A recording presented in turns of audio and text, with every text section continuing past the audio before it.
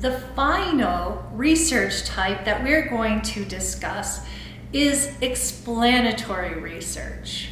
And explanatory research is very, very valuable in creating business or making good business decisions or creating a marketing strategy because it answers the question why.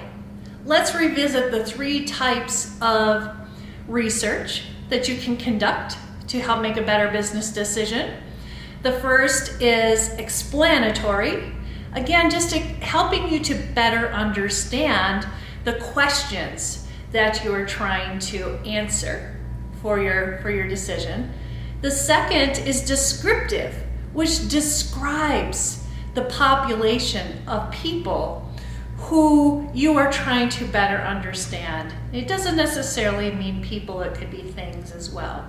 So think about describing perhaps who has your product, how many people took advantage of a certain flavor, all of those types of characteristics that you want to better understand from more of a mean and an average and statistical information.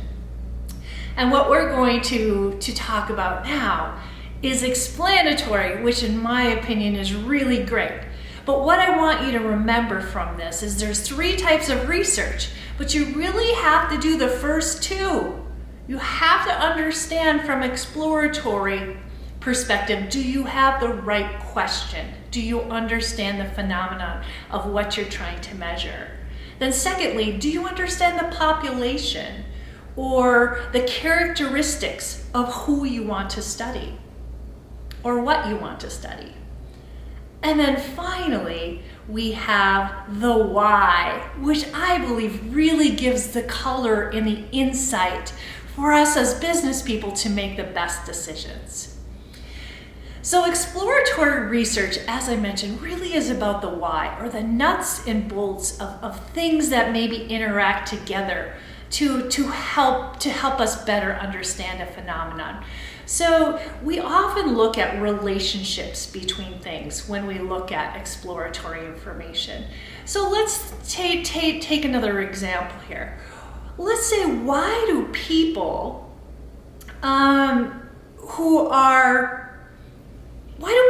who go to the grocery store after a meal have a likelihood of buying healthier products? This is just a hypothesis. I may have done some research to come to the inference that perhaps people have this phenomenon, or the phenomenon exists. I know some of the research has been done because I've done my exploratory. I may even have an idea now of descriptives in terms of this percentage of people go to the grocery store after they eat versus this percentage who don't. But what explanatory research will help us do is, say for example, we understand that men are more likely to purchase healthier food. They say they purchase healthier food when they go to the grocery store after a meal. We may want to ask them the question, why is that? Or perhaps is there relationships between different phenomena about maybe it's men who typically buy junk food, or maybe it's a male of a certain age or a certain profession. So we look for different characteristics from what we've gathered through our descriptive data and our exploratory data to try to come up with the answer to why. So let's take my example of students and how they perform on a test. So let's say, for example, you are a college student, and I might ask as a professor before you come in to take an exam, I might just ask the question, what did you eat prior to the exam? Or maybe I will ask you even more specifically, would you prefer or would you have pretzels, which by the way are really good, prior to an exam, or a peach? And this is really useful information, right? What I could do is I could look at those who chose a pretzel and those who chose a peach, had them eat it prior to the exam, and then maybe examine their test score and try to come up with these many people, or the people who chose the pretzels outperformed the people who chose the peach. So that would be really useful information for me as a professor, right?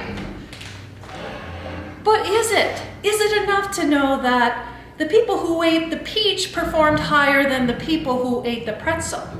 My first question is why? Why is this? So I might ask them further, I might do some more further investigation as to, well, perhaps the people who ate the peach got up early, or the people who ate the pretzels stayed up really late studying for the exam. There are all of these other factors that might influence the why.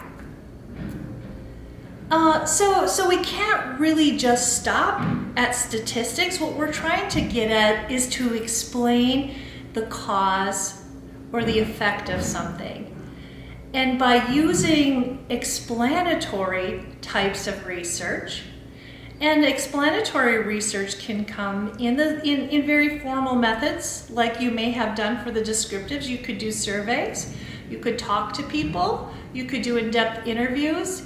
But what we're trying to do is explain more holistically why. Why do students score higher on exams? Is it snacks? Is it time of day? Is it a number of factors? And is there a secret sauce of all of these different things in combination that may explain why they did well or why they did not do well? And that's really what we're trying to get at when we do explanatory research, is we want to explain the phenomena to help us make a better decision, and in marketing, a better business decision. So let's just finally, there's 3 things you need to know, 3 different research types. The first is exploratory. You just want to better understand the question and what research has been done before to help you really hone in on what you're trying to accomplish. The second is descriptive, meaning you want to understand the what, or the for whom, or the how many, statistical, percentages, averages, frequencies.